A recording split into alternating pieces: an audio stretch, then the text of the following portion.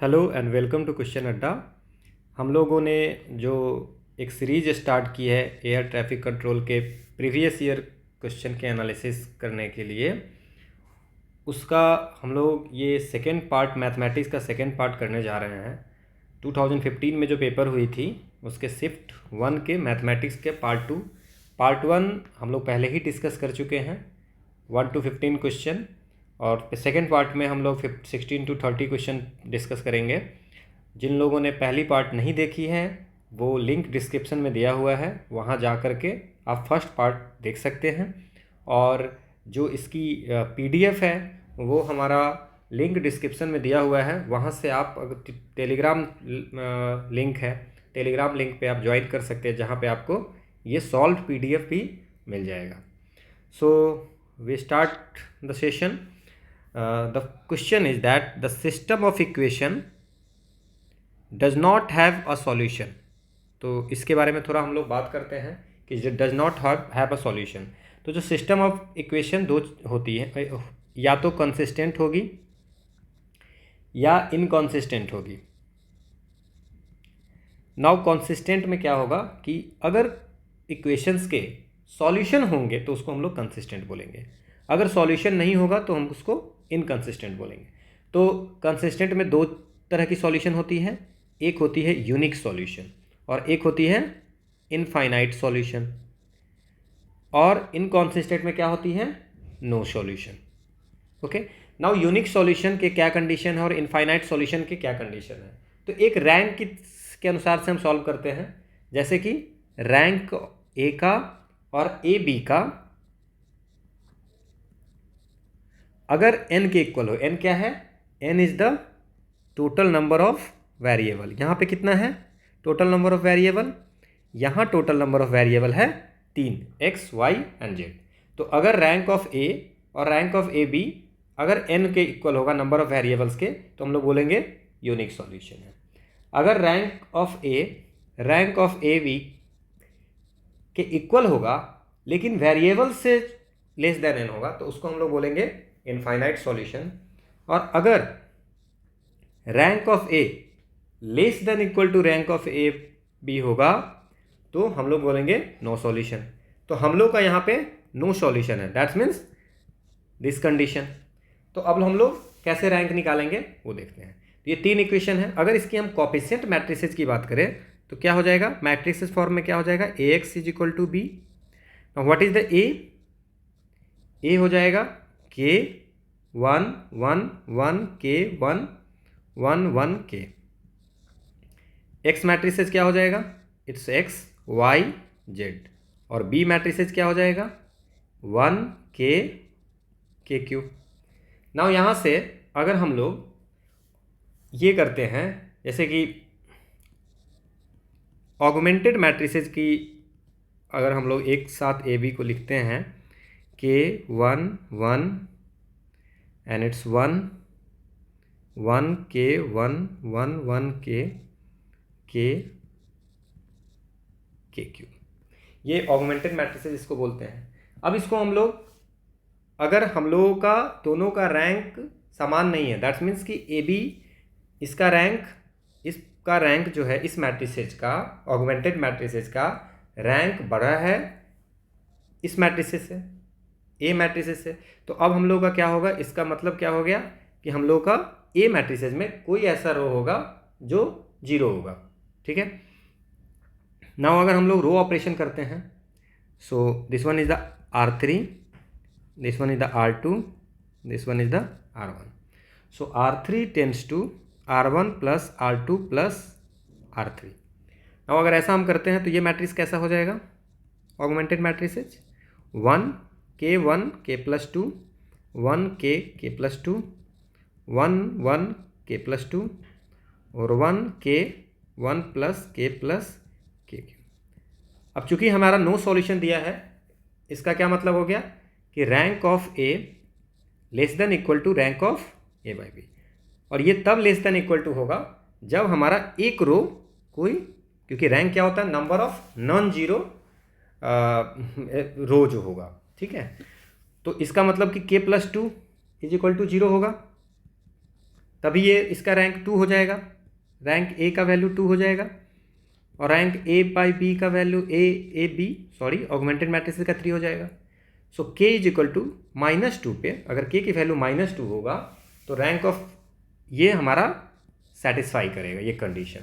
तो इसका मतलब हम लोग कह सकते हैं कि के की वैल्यू किस पे कंडीशन करेगी, -2 पे। So the answer is -2। Hope आपको ये समझ में आई होगी।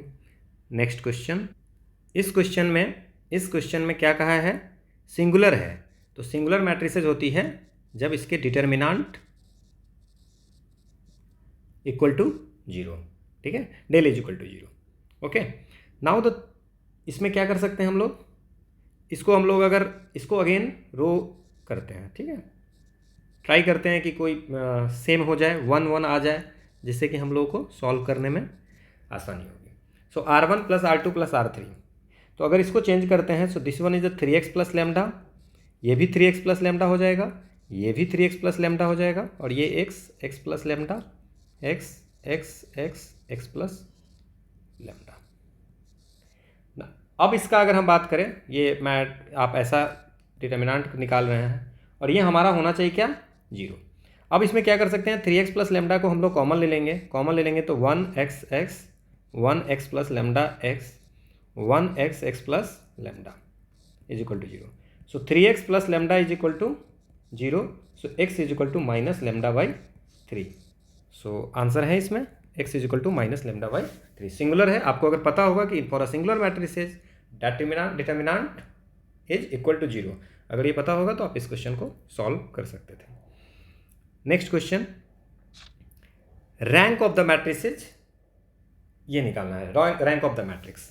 तो ये मान लेते हैं कि ए मैट्रिक्स है। अब इसमें रो ऑपरेशन करते हैं, हमारा जो इसमें मोटिव है कि हम लोग किसी एक रो को 1 1 1 कर देते हैं, ठीक है। तो ये दोनों तो 1 1 है, तो हम ऐसा करते हैं किसी रो को या कॉलम को किसी को भी हम लोग ऐसा करते हैं, ठीक है। तो ये 0 है और ये 3 है, तो हम अगर R1 को ऐसा लिख दे R2 माइनस R1 तो ये हो जाएगा क्या। और नेक्स्ट हम लोग R1 को नहीं करते हैं, R2 को R2 माइनस R1 कर दूँ, अच्छा नहीं, ठीक है R1 को R1 प्लस R2 कर देते हैं, और R3 को R3 माइनस 2R2 कर देते हैं। इससे क्या हो जाएगा, हमारा ए की जो ए मैट्रिसेज हो जाएगी वो क्या हो जाएगा, 1 1 1 1, ठीक है, 1 0 1 1 -2 1 -2 -2 0 1, और ये क्या हो जाएगा 0 0, ये मैट्रिक्स आ गया। नाउ अब अगर हम 3 को 0 कर सकते हैं तो हम एक किसी को इसको छोड़ देते हैं, बाकी तीनों को 0 करने की कोशिश करते हैं। So now R2 tends to R2 minus R1, R3 tends to R3 minus R1, R4 tends to R4 minus R1। So A matrices क्या हो जाएगी, इट्स 1 0 0 1 -1 0 0। अच्छा, वैसे भी यहाँ पे दो रो इक्वल है, ठीक है, तो दोनों 0 होगी ही, -2 3 0 0 0 1 0 0। तो ये नंबर ऑफ, तो रैंक ऑफ मैट्रिक्स ए क्या हो जाएगा, रैंक ऑफ मैट्रिक्स क्या हो जाएगा, नंबर ऑफ नॉन जीरो रो। तो नॉन जीरो रो कितने हैं, 2 हो जाएगी। So the answer is 2। Okay, next question, now F4, F8, F16 be finite fields of 4 8 16 elements respectively, then F4 is isomorphic to a subfield of F1, F4 is isomorphic to a subfield of F8, F8 is isomorphic to a subfield of F16, F16 is isomorphic to a subfield of F16। ये answer इसका ये होगा, F4 is isomorphic to subfield of F1। Same field का isomorphic subfield नहीं होता है, तो ये 16 नहीं होगा। और बाकी वैसे हम इसका आपको प्रोसीड्यूर बताता हूँ, ये मॉडर्न अलजेब्रा के क्वेश्चन है। अगर इसको हम प्रूव करने जाएं तो it took a lots of time, तो हम लोग इसका थोड़ा बहुत शॉर्टकट आपको बता देते हैं कि इस टाइप के क्वेश्चन आएंगे तो कैसे सॉल्व कर सकते हैं। सो ऑर्डर जो इसमें हमको निकालना होता है कि हम लोग इसको ऐसे याद रखते हैं कि ऑर्डर ऑफ फाइनाइट फील्ड जो होती है, ऑर्डर ऑफ, अब कभी ऐसा पूछ दे कि ऑर्डर ऑफ फाइनाइट फील्ड इसका निकालें, तो आप पता होना चाहिए field is the power of a single prime. और इसमें यह है कि अगर हम लोग ग्रेटेस्ट कॉमन डिवाइजर निकालेंगे, ठीक है, अगर ये लेट अस अज्यूम ए और ए डैश दो कोई भी है, अगर ये एक के बराबर नहीं होगा तो हम लोग बोलेंगे क्या कि बोथ आर आइसोमॉर्फिक टू सब field of a finite field. Now आपको ये समझ में आ रहा होगा कि F4, F8, F16 ये जो है फाइनाइट फील्ड है, ठीक है। फाइनाइट फील्ड हम लोग बता दिया, 4, 8 field of 4, 8 and 16 elements. So number of elements in F4 कितना है 4, तो अगर इसको 2 to the power 2 तो इसकी ऑर्डर जो है हमने बता दिया कि order of a finite field is the power of single prime, ठीक है। नाउ तो ये ऑर्डर कितनी हो गई 2 हो गई, ठीक है। और F8 की अगर बात करें तो 8 2 का पावर 3, तो ये ऑर्डर क्या हो गया 3। और F16 की बात करें तो 16 2 to the power 4 और ये ऑर्डर हो जाएगा 4। नाउ अगर इसको हम लोग देखें, जैसे कि हम लोग अगर कोई ट्राई करते हैं, जैसे कि F4 इज आइसोमॉर्फिक टू ए सब फील्ड ऑफ F8, तो हम लोग इसको सेकेंड ऑप्शन को चेक करते हैं। सो GCD हमने क्या बोला है कि A और A डैश जो है वो क्या है ऑर्डर है, ठीक है। तो GCD क्या करेंगे 4 और F4 और F8 का है, तो F4 F8 का क्या हो जाएगा F4 और F8 का 2 and 3। सो 2 3 का GCD जो होगा वो इक्वल टू 1 होगा। इसका मतलब ये सब फील्ड नहीं है, क्योंकि हमने पढ़ा है कि अगर GCD इक्वल टू नहीं होगा 1 के तभी दोनों बोथ आर आइसोमॉर्फिक टू सब field of a finite field, तो ये होगा नहीं, तो ये ऑप्शन ऐसे ही चला गया। अच्छा, आप आंसर मैंने आपको पहले बता दिया। अब अगर F8 और F16 है, F8 और F16 है तो क्या होगा, तो GCD F8 में कितने हैं ऑर्डर 3 और 16 में कितने 4, तो 3 और 4 इज इक्वल टू ये भी क्या हो जाएगा हम लोगों का 1 हो जाएगा। तो जब 1 के इक्वल है तो ये भी सब फील्ड नहीं होगा। अगर मान लेते हैं कि अगर ऐसा होता F4 और F16 होता, F4 और F16 होता तो क्या होता GCD F4 का कितना हो जाएगा 2 और 16 का कितना हो जाएगा 4 ऑर्डर। तो इस दोनों का 2 और 4 का अगर हम लोग बात करें तो ये क्या हो जाएगा 2 which is not equal to 1। तो ये भी अगर 2 4 होता तो इसमें 2 4 तो है नहीं, और 1 जो होता है F4 का आइसोमॉर्फिक टू सब फील्ड F1 होता ही है और सेम वाला नहीं होता है, तो ये आपको पता रहना है। वैसे भी आप GCD 4 4 करके देख सकते हैं, GCD 4 4 ओके। तो ये हमारा अगर यहाँ पे F4 और F16 रहता तो हम लोग ऐसा कर सकते थे कि F4 is isomorphic to a सब फील्ड ऑफ F16, यहाँ आंसर F1 है, और सेम का ये होता नहीं है, और 4 4 का वैसे आप करके देख सकते हैं। So the answer is a. Next question, ये क्वेश्चन पूछा गया है कि number of elements of order 5, elements of order 5, ये याद रखना है ऑर्डर 5। अब इसमें क्या होता है कि आपको थोड़ा सा समझना है कि इसका एक फॉर्मूला है कि द ऑर्डर ऑफ अगर कोई ग्रुप है, okay, the order of G1 G2 ऐसे करके अगर Gn तक की ऑर्डर की अगर बात करें तो ये क्या होता है, ये होता है LCM G1 G2 ऐसे Gn तक का LCM हम लोग निकाल लेते हैं। नाउ अब इसमें हमें बता दिया है कि ऑर्डर 5 है, पहले ही बता दिया। इसका मतलब, और अगर हम लोग एक ऐसा कर लेते हैं कि लेट A एलिमेंट है Z25 का और B एलिमेंट है Z5 का, कोई दिक्कत नहीं। नाउ अगर हम लोग ऑर्डर 5 है तो ये ऑर्डर बराबर ये होता है, तो हम लोग लिख सकते हैं LCM A B is equal to 5। तो अभी क्या पॉसिबिलिटीज हो सकती हैं, सो पॉसिबिलिटीज़ क्या क्या हो सकती है, सो पॉसिबिलिटीज़ मतलब किस किस कंडीशन में A और B का ये 5 LCM हो सकता है। तो कब कब हो सकता है, या तो 1 और 5 हो, या 5 1 हो, या 5 5 हो। ये 3 कंडीशन बनती है, इतनी पॉसिबिलिटीज़ हैं। नाउ अगर हम ये तीनों कंडीशन को लेके करते हैं कि अगर हमारा A1 और B5 हो तो क्या होगा। ठीक, अगर हमारा A5 हो और B1 हो तो कितने एलिमेंट होंगे, और अगर हमारा A5 भी हो और B5 हो तो क्या होगा। नाउ अगर A की वैल्यू 1 है तो क्या होगा। अगर A की वैल्यू 1 है, ठीक है, तो then A is equal to 0 1 होगा, और B की वैल्यू अगर 5 है, ठीक है ना, तो हम इसमें क्या कर सकते हैं, देन B की वैल्यू 1 2 3 4। अच्छा, अगर B की वैल्यू 1 है तो क्या हो जाएगी, देन B की वैल्यू 0, और अगर A की वैल्यू 5 है तो क्या हो जाएगा, देन A की वैल्यू 5 10 15 25, क्योंकि हमारा A जो है सो एलिमेंट है Z25 का और B एलिमेंट है Z5 का, इसीलिए यहाँ पे 1 2 3 4 होगा। यहाँ तक कोई दिक्कत नहीं है। अब अगर हम इसको सॉल्व करते हैं तो अब इसमें कितने एलिमेंट हो गए, A इज इक्वल टू 5 है तो A इज इक्वल टू 5 में कितने एलिमेंट हो गए, 4, और B इज इक्वल टू 1 में 1, ओके, तो 4 इज टू 1, ठीक है, नोटेशन है। और अगर हम लोगों का A1 है तो कितने हो गए 1, और B5 है तो कितने हो गए 4, 4 1 2 3 4, सो 1 इंटू 4, 4 एलिमेंट इसमें हो गए, 4 एलिमेंट इसमें हो गए।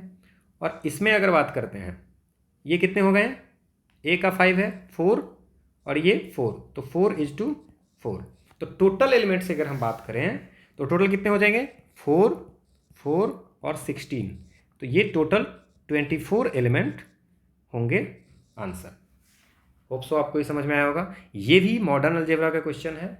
अगर आप मॉडर्न अलजेब्रा थोड़ा भी पढ़े हुए हैं तो थोड़ी बहुत आपको समझ में आ गया, अदरवाइज फार्मूला याद कीजिए और इस टाइप के अगर क्वेश्चन आते हैं तो आप उसको सॉल्व कीजिए।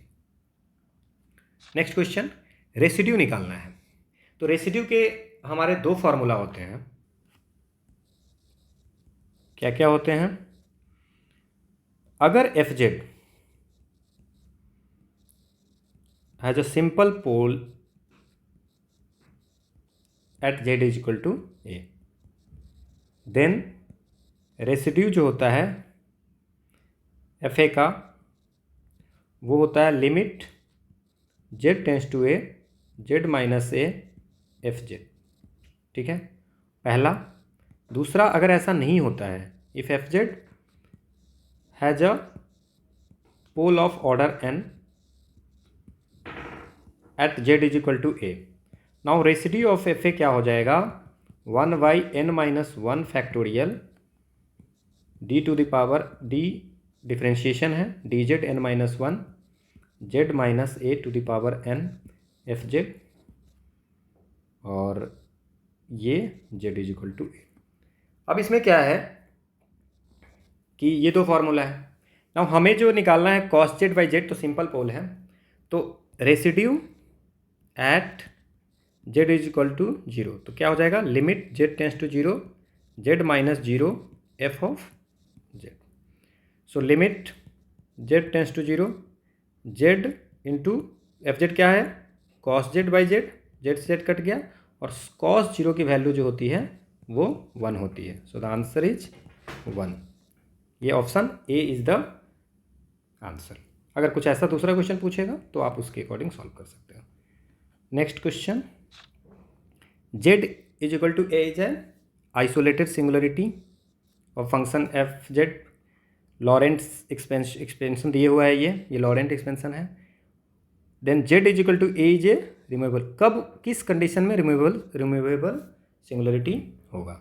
तो इसके लिए हमें याद रखना है कि रिमूवेबल सिंगुलरिटी जो होती है, ठीक है, वो रिमूवेबल सिंगुलरिटी की कंडीशन है for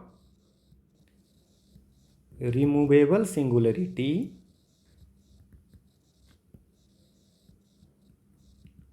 coefficient of negative power should be 0। Negative power की कोफिशिएंट 0 होगी, ठीक है, तो नेगेटिव पावर की 0 होगी, तो इसका मतलब कॉफिशिएंट क्या है, ए एन जीरो होगी फॉर निगेटिव पावर, तो एन की वैल्यू निगेटिव होगी, N less than zero, but N less than zero किसी में ऑप्शन नहीं है, तो एन लेस देन को हम लोग ऐसे भी लिख सकते हैं क्योंकि -1 हो सकता है या उससे कम, तो ये होती है। वैसे आइसोलेटेड सिंगुलरिटी क्या होती है ये भी थोड़ा सा डिस्कशन कर लेते हैं कि कभी अगर ऐसा क्वेश्चन पूछ देते हैं, जैसे मान लो कि अगर एफ जेड है वो किसी एक पर्टिकुलर पॉइंट पे एनालिटिक है, लेट अस एज्यूम कि एनालिटिक एट जेड जीरो किसी पॉइंट पे है,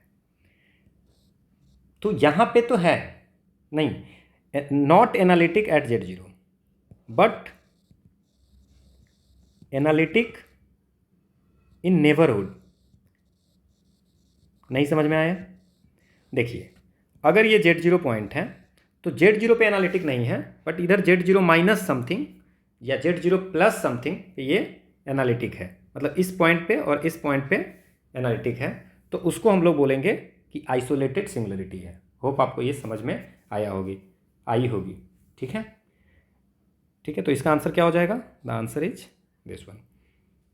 next question, dual simplex method. ये ड्यूअल सिंप्लेक्स मेथड जो है वो ये एलपीपी के क्वेश्चन है, एलपीपी के क्वेश्चन है। ठीक है, और एलपीपी में ये क्वेश्चन जो हम लोगों को पढ़ने हैं वो ग्रेजुएशन लेवल के क्वेश्चन हैं, और इवन आपको अगर यूपीएससी का मैथ्स ऑप्शनल की तैयारी करोगे तो आपको ये ड्यूअल सिंप्लेक्स मेथड डिटेल में पढ़नी है। ठीक है, तो लीनियर प्रोग्रामिंग के क्वेश्चन है। आप इतना याद रखिए कि ड्यूअल सिंप्लेक्स मेथड में लिविंग वेरिएबल पोजीशन अगर पॉजिटिव होगा, मतलब बहुत सारे इटरेशन के बाद अगर पॉजिटिव होती है तो नेक्स्ट इटरेशन कुछ भी हो सकता है, या तो पॉजिटिव भी हो सकता है, नेगेटिव भी हो सकता है, बट पॉजिटिव में इसमें कोई ऑप्शन नहीं है, so can become negative. Positive भी हो सकता है, नेगेटिव, अगर इसमें दोनों रहता तो दोनों ऑप्शन लिखते, तो answer is a. Next question, Gauss forward interpolation formula. तो गॉस के दो हैं, एक फॉरवर्ड इंटरपोलेशन फार्मूला है और एक बैकवर्ड इंटरपोलेशन फार्मूला है। तो फॉरवर्ड इंटरपोलेशन फार्मूला में इसमें क्या होगा, आप इसको एक बार देख लीजिए कि Gauss forward formula contains odd differences just below the central line and even differences on the central line. Even difference Gauss forward formula contains odd difference just below the central line. तो आप देख लीजिए, odd difference on the central line नहीं होगा, odd difference below the central line ये होगा। ठीक है, एक ही ऑप्शन है, सो द आंसर इज, और even difference on the central line. तो आप ये याद रख सकते हैं। अब इसको डिटेल में पढ़ने के लिए बहुत ज़्यादा टाइम लग जाएगी, और ये बैकवर्ड है, न्यूटन बैकवर्ड फार्मूला की अगर बात करें, sorry Gauss backward interpolation formula की बात करें अगर, तो odd differences above the central horizontal line and even differences on the, देखिए आप याद रखिए दोनों में इवन डिफरेंसेज जो है वो सेंट्रल लाइन पे भी है। तो आप थोड़ा सा याद रखिए कि इस टाइप के अगर क्वेश्चन पूछते हैं फिर से ऑब्जेक्टिव में तो आप इसको सॉल्व कर सकते हैं, बाकी डिटेल एनालिसिस करने की कोई ज़रूरत नहीं है। कि इवेंट डिफरेंसेस दोनों में सेंट्रल लाइन पे है, और फॉरवर्ड है तो बिलो सेंट्रल लाइन है, और बैकवर्ड है ये गॉस बैकवर्ड इंटरपोलेशन का है, गॉस बैकवर्ड इंटरपोलेशन। ये आपको पीडीएफ टेलीग्राम लिंक पे मिल जाएगा, आप टेलीग्राम ग्रुप में ज्वाइन करेंगे, वहाँ पे आपको ये पीडीएफ मिल जाएगा। Okay, hope you understood this question. Next question, Gauss Seidel method gives result faster when the pivotal elements are, ये क्वेश्चन है। अब गॉस सीडल मेथड किस चीज़ के लिए यूज होता है? ये बेसिकली यूज होता है to solve system of linear equation. अगर आप या तो ग्रेजुएशन में, इंजीनियरिंग में भी है न्यूमेरिकल मेथड्स, वहाँ पे भी ये पढ़ना है, और इवन अगर आप किसी भी एग्जामिनेशन की अगर आप मैथ्स ऑप्शनल है तो आपको वहाँ भी ये पढ़ना है न्यूमेरिकल एनालिसिस में। ठीक है, तो इसमें बहुत ज़्यादा डिटेल में नहीं जाते हैं। लीनियर इक्वेशन को सॉल्व करने के लिए ये मेथड यूज होती है, सिस्टम ऑफ लीनियर इक्वेशन को सॉल्व करने के लिए, और pivotal elements are larger than other coefficient, ये इसका आंसर है, आप याद रख सकते हैं। Next question, a rigid body moving freely in space has degree of freedom. Okay, so degree of freedom पे ये क्वेश्चन हमारे सामने है। तो देखो आप याद रख सकते हैं इसको। अब इसमें बहुत ज़्यादा डिटेल में जाएंगे कोई मतलब नहीं बनता है। डिग्री ऑफ फ्रीडम किसी भी रिजिड बॉडी के 6 होते हैं, आपको ये डायग्राम दिया हुआ है, ठीक है। आप यहाँ से आप देख सकते हैं कि कौन कौन 6 होता है, और 6 डिग्री ऑफ फ्रीडम 3 ट्रांसलेशनल होता है, और 3 जो होता है ट्रांसलेशंस होते हैं, और 3 रोटेशंस होते हैं, ठीक है।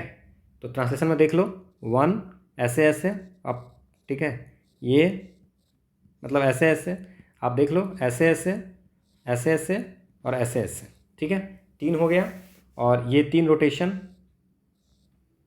ठीक है। टोटल 6 होते हैं। बाकी moving up down, moving left right, moving forward backward, ठीक है ना, टिल्स फॉरवर्ड बैकवर्ड, तो ये आपको पूरी लिखी हुई है, आपको PDF मिल जाएगी, आप देख लेना। टोटल आंसर 6 होगी, कोई भी रिजिड बॉडी का यही होता है, ठीक है। Next question. अब ये क्वेश्चन है बहुत आसान है, इसमें बहुत ज़्यादा सोचना नहीं है, आप जस्ट वैल्यू पुट करो, आपको मिल जाएगा। अब वैल्यू पुट करोगे इसमें आपको आंसर मिल जाएगी।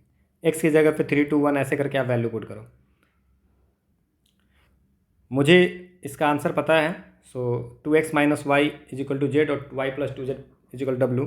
तो मैं आपको ऐसा करके दिखा देता हूँ, बाकी आप ऐसे समझ जाइएगा कि ये हो जाएगा 6 2 -1 माइनस y की वैल्यू है। फॉर क्वेश्चन सॉल्विंग के लिए आप ऐसे कर लो, और इसकी वैल्यू देख लो, 6 - 2 हो जाएगा 4, 2 - 4 हो जाएगा -2, और -1 -2, सो 4 - 2 और 4 6 - 2 2x - y, ओके। तो 2x - y, तो ये भी 4 होगा, हमने गलती लिखी है, और ये -2 हो जाएगा। अब इसको सब्ट्रैक्ट करो, 6 - 2 हो जाएगा 4, 4 - 4 हो जाएगा 0, और -2 ये -3 हो जाएगा, 4 0 -3। अब देख लो z की वैल्यू ये है, दैट्स मीन्स ये सेटिस्फाई कर रहा है, 2x - 1 ही में है। तो आप ऐसे वैल्यू रख करके देख सकते हो। तो इसके तो यही सबसे आसान है, इससे आप बना लोगे। Next question. ये एक सीरीज है, ठीक है, और इस सीरीज की कन्वर्जेंट पे डाइवर्जेंट पे हर साल क्वेश्चन पूछ रहे हैं, तो आप इसकी तैयारी बहुत अच्छे से करके जाना। तो अगर हम इसकी बात करें तो ये अल्टरनेटिव सीरीज है। तो लेबनिज की टेस्ट ऑन अल्टरनेटिव सीरीज क्या है बता देते हैं पहले। इन्होंने कहा था कि अ सीरीज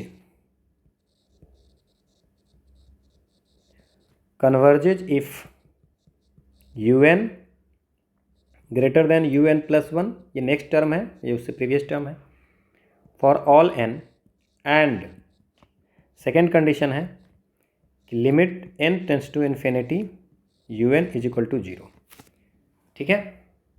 तो ये आपको पहले देखना है, यहाँ तक कोई दिक्कत नहीं है। अब हम लोग बात करते हैं, अब कन्वर्जेंट अगर हो जाती है, ठीक है, पहले तो कन्वर्जेंट का तो पहले ये चेक करेंगे, मैं अभी फार्मूला सारे लिख देता हूँ। अब इसमें चेक करना है, मान लीजिए कि अगर ये सेटिस्फाई कर गया, अगर ये सेटिस्फाई नहीं किया तो डाइवर्जेंट हो जाएगा, अगर ये सेटिस्फाई कर गया तो कन्वर्जेंट होगा। अब कन्वर्जेंट में भी एब्सोल्युटली कन्वर्जेंट और कंडीशनली है, तो अब उसके बाद हम लोग चेक करेंगे कि एब्सोल्युटली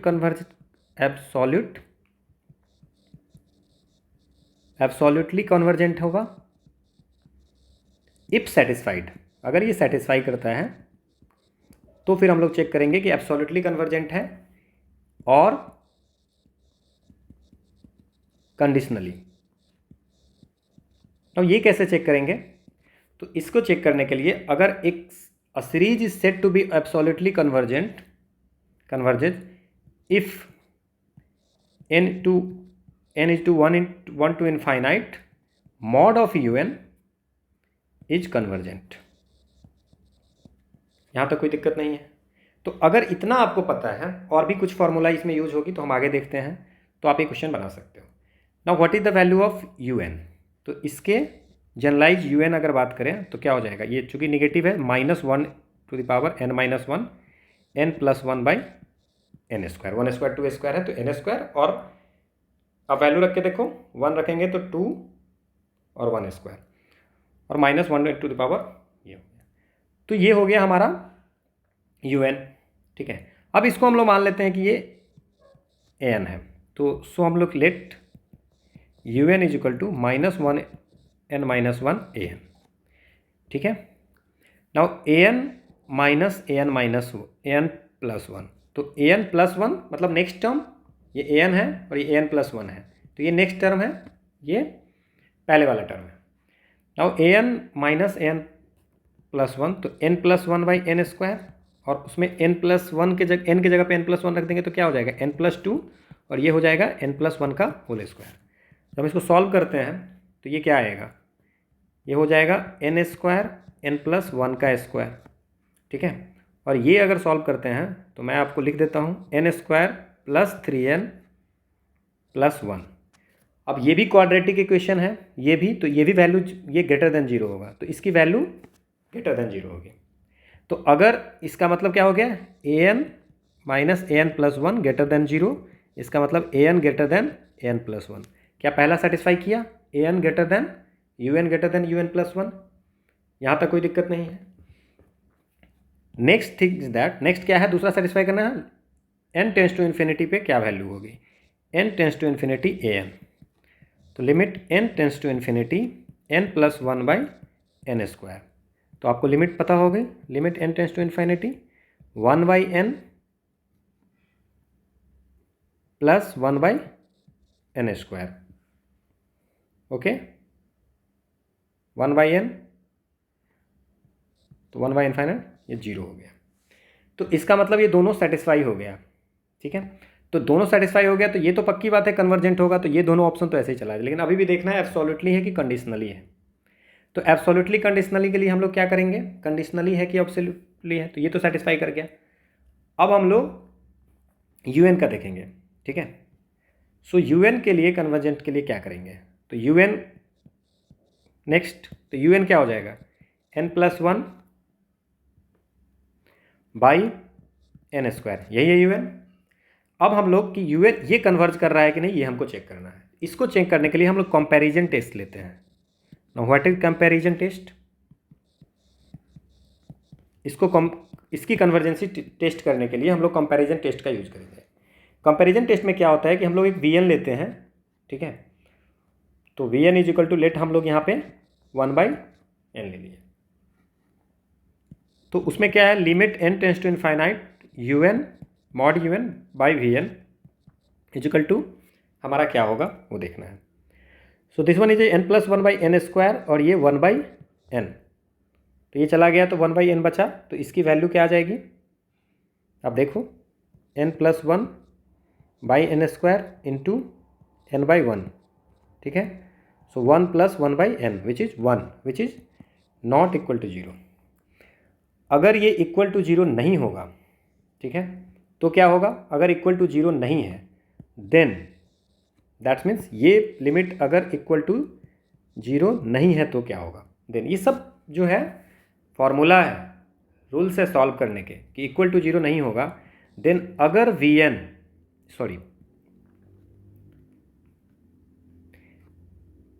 देन यू एन जो मॉड यू एन है इज कन्वर्जेंट और डाइवर्जेंट, कन्वर्जेंट या डाइवर्जेंट होगा किस बेसिस पे, कि वी एन अगर कन्वर्ट होगा, if we N is convergent. नहीं, आपके मन में होगा कि नहीं, अगर ये लिमिट अगर हम निकालते हैं और अगर कंपैरिजन टेस्ट में अगर इज इक्वल टू जीरो हो जाता, ठीक है, वी एन आप कुछ भी ले सकते हो, तो इज इक्वल टू जीरो हो जाता है, तो क्या हो जाएगा, U N converges if we N converges, ठीक है। और अगर ये बड़ा इज इक्वल टू इनफाइनाइट हो जाता, दैट्स मीन्स लिमिट की वैल्यू इनफाइनाइट हो जाती, तो क्या हो जाता, u n diverges, u n diverges if we n diverges, v n पे पूरी, इसीलिए कंपैरिजन टेस्ट बोलते हैं डाइवर्जेज, इतना। तो अगर इस क्वेश्चन की बात करें, आप इस क्वेश्चन की बात करें, तो ये क्वेश्चन तो आपको समझ में आ गई होगी कि इस क्वेश्चन में हम लोग का कौन सा इज इक्वल टू नहीं है वन, तो हम लोग के पूरी वी एन पे डिपेंड कर गया कि वी एन क्या होता है वो हम लोग देखेंगे। नाउ अगर वी एन पे डिपेंड कर गया तो वी एन का हम चेक करते हैं। So V N is equal to one by N है। नाउ एक पी टेस्ट होता है। पी टेस्ट क्या होता है, पी टेस्ट होता है कि अगर ये वन बाई एन पी है, अगर कोई ऐसी सीरीज है, ठीक है, तो ये 1/NP है, तो कन्वर्ज कब करेगा? इफ़ P ग्रेटर देन 1, और डाइवर्ज कब करेगा? If P less than equal to 1। तो 1/N है, मतलब P की वैल्यू 1 है, तो ये क्या करेगा? डाइवर्जेंट। ठीक है, तो ये डाइवर्ज कर रहा है, तो UN भी क्या होगा? डाइवर्जेंट। ठीक है, तो यहाँ क्या वो डाइवर्जेंट हो गई, तो आपको क्या हो जाएगा? इसका मतलब UN भी हो गया, VN डाइवर्जेज है, UN भी डाइवर्जेज। ठीक है, अच्छा यहाँ पे हमने लिखा था UN is mod UN is convergent diverge if VN is converges और डाइवर्जेज, तो UN भी ये डाइवर्जेंट हो गया P इज इक्वल टू 1 पे 1/N, तो UN भी हो जाएगा डाइवर्जेंट।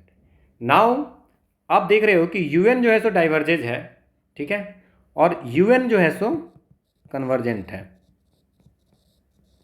आपने देखा है यहाँ पे UN जो है सो कन्वर्जेंट है।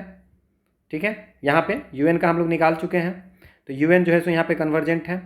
ठीक है, हमने देख लिया है। ठीक है, ये दोनों सेटिस्फाई कर रहा है, तो ये कन्वर्जेंट होगा, और यहाँ पे UN डाइवर्जेज है, तो इसका मतलब हम लोग क्या कहेंगे कि this is the conditionally convergent. ठीक है, कहीं पे कन्वर्जेंट है, कहीं पे डाइवर्जेंट है, तो एब्सोल्युटली नहीं बोल सकते हैं। अगर यहाँ पे भी जो मॉड UN भी कन्वर्जेंट होता, तो हम लोग ऐसा बोलते हैं कि ये एब्सोल्युटली कन्वर्जेंट है, बट ये ऐसा हुआ नहीं, तो हम लोग ऐसा बोलेंगे कि ये कंडीशनली कन्वर्जेंट है। होप आपको ये समझ में आई होगी। Next questions. अब fn(x) जो x to the power n है, ठीक है, और ये भी पूछ रहा है फॉर 0 to 1 में, and for all positive integer n, तो आप पूछ रहा है कि fn के बारे में पूछा जा रहा है कि fn क्या होगा, कन्वर्जेंट है कि डाइवर्जेंट है। ठीक है, सो fn(x) जो है वो x to the power n है। क्या है? x to the power n है, और ये फॉर ऑल ये कितने हैं? x की वैल्यू 0 से 1 के बीच में। ठीक है, तो अब अगर हम बात करते हैं, हम लोग अगर बात करते हैं कि at x is equal to 1 क्या होगा, सब जगह एक वैल्यू होनी चाहिए, तो x इज इक्वल टू 1 की बात करेंगे, तो लिमिट कोई कन्वर्जेंट है या नहीं, अगर लिमिट एग्जिस्ट करेगा, इफ़ लिमिट, अगर मान लीजिए सबसे जो आसान कुछ मतलब कि अगर कन्वर्जेंट की है, सबसे पहले जो चेक कर सकते हैं कि अगर लिमिट एग्जिस्ट करेगा तो वो हो जाएगा कन्वर्जेंट, और if limit does not exist, अगर ये काम नहीं करता है, तब जा कर के हम लोग इतने सारे कंपैरिजन टेस्ट, पी टेस्ट, ये सारी फॉर्मूला पढ़ते हैं, रेशियो टेस्ट, बाकी और भी बहुत सारे टेस्ट हैं। लिमिट डज नॉट एग्जिस्ट, तो ये डाइवर्जेंट हो जाता है। तो अगर हम लोग लिमिट ये करते हैं x to the power n, ठीक है, और ये limit n tends to infinite 1 to x to the power 1 to the power x की वैल्यू 1 है, 1 टू द पावर n करेंगे तो क्या होगा? 1 का पावर कितनी बार 1 इंटू 1 इंटू 1 इंटू करेंगे तो क्या बनेगा? 1 ही होगा, ये 1 हो गया। अब अगर हम बात करते हैं कि x की वैल्यू अगर 0 होगी, सो limit n tends to infinite 0 to the power n, तो ये वैल्यू 0 हो जाएगी।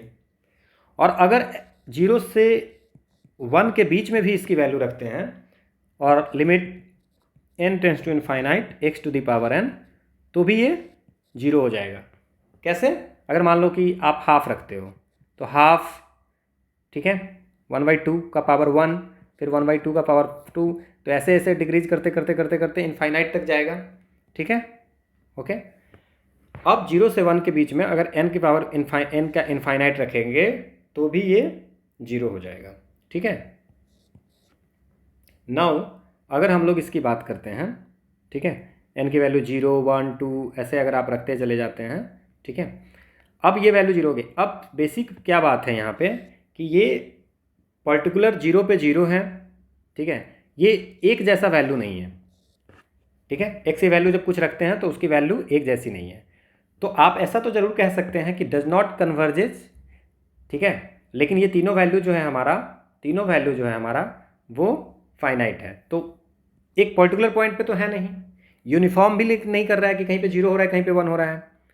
ठीक है, कन्वर्जेज एट एवरी पॉइंट, मतलब कि वैल्यू लिमिट एग्जिस्ट कर रहा है एवरी पॉइंट पे, बट यूनिफॉर्मली नहीं कर रहा है, ठीक है। So the answer is this, uniformly नहीं कर रहा है। आप देख रहे हो 0 है 1 है, वैल्यू अलग अलग है, ठीक है।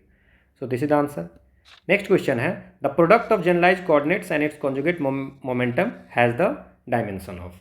ये क्वेश्चन जो है, ये क्वेश्चन थोड़ा टफ पूछा गया था, लेकिन हम लोग को सॉल्व करना है, तो आप इसको सॉल्व कर लीजिए। जो product of generalize coordinates and conjugate momentum has the dimension, उसकी कौन सी डायमेंशन होगी। नाउ व्हाट इज द, इसमें हम लोग इसे बात करने से पहले हम लोग जो कंजुगेट मोमेंटम होता है उसको हम लोग जनरलाइज मोमेंटम भी बोलते हैं, या इसको हम लोग कैनोनिकल मोमेंटम भी बोलते हैं। कैनोनिकल मोमेंटम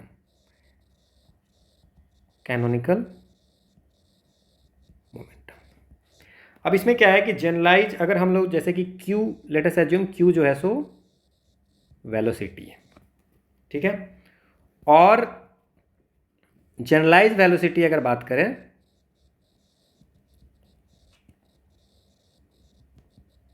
क्या होगा, is the rate of change of generalized coordinates, ठीक है। तो ये क्या हो जाएगा, QJ, ठीक है, is equal to dQJ by dt, मतलब this one is the velocity, ठीक है। तो dQJ और ये जनरलाइज कोऑर्डिनेट हो गया बाई dt, यही होगा। वेलोसिटी आपको पता ही है, ठीक है। Speed is equal to distance by time, तो generalize coordinate by dQJ by dt। और अगर जनरलाइज मोमेंटम की बात करें, ठीक है, तो क्या हो जाएगा, PJ जनरलाइज है, ये L बाई QJ। यहाँ तक कोई दिक्कत नहीं है, जनरलाइज मोमेंटम, ठीक है। L is the angular momentum, ठीक है, L is the angular momentum. Now Q हो गई वेलोसिटी। अब अगर हम लोग इसको सॉल्व करते हैं तो हम लोग क्या कर सकते हैं, चलिए PJ, ठीक है, इनटू, ये इसको बस ऐसे ले जाइए ना, यहीं पे लिख देते हैं PJ into del QJ is equal to del L, ठीक है। तो डेल L तो हमें पता ही है, तो डेल L। अब हम लोग इसको सॉल्व करते जाते हैं, PJ डेल QJ को। अब डेल QJ को हम क्या लिख सकते हैं, डेल QJ को क्या लिख सकते हैं, देख लीजिए आप, QJ, क्योंकि हमें इसकी प्रोडक्ट लेनी है, ठीक है ना, वेलोसिटी की नहीं लेनी है। तो PJ, तो हम इसको अब P ही डिनोट करते हैं, P, और इसको हम लोग क्या Q बाई टी लिख दें, क्योंकि QJ जो वेलोसिटी है वो Q बाई टी है। तो यहाँ पे लिख सकते हैं ऐसा, P into Q by T, और P into Q by T क्या होगा, इज इक्वल टू क्या होगा, P into Q by T is equal to होते हैं energy. So P into Q क्या हो जाएगा, वो हो जाएगा E इंटू टी, और ये हमको पता है कि इज इक्वल टू L, ठीक है।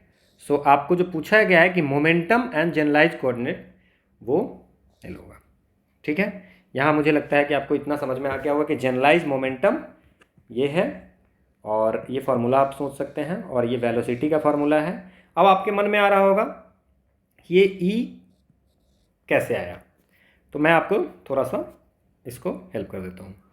Now P dot Q by T, P Q by T को अगर हम ऐसे V लिखते हैं, P is equal to MV हो जाता है, तो MV इंटू V हो जाएगा, ठीक है। सो M इंटू, अगर इसमें हम V by T into VT कर देते हैं, तो MV बाई टी, तो V बाई टी क्या हो जाएगा, एक्सलेशन, तो MA इंटू VT, तो ये हो जाएगा फोर्स, और VT क्या हो जाएगा, V क्या होता है, distance by time into time, तो ये क्या हो जाएगा, फोर्स इंटू डिस्प्लेसमेंट, और force into the work which is energy. तो इसलिए हम लोग यहाँ पे ई लिखे हैं, और एनर्जी इंटू टी इज क्या हो जाएगा, यहाँ पे ये हो जाएगा। होप आपको ये क्लियर होगी, ठीक है, आप 2 बार देख लीजिएगा वीडियो तो आपको ज़्यादा क्लियर हो जाएगी, अगर आपको नहीं समझ में आया होगा तो। सो this is all about the mathematics section of 2015।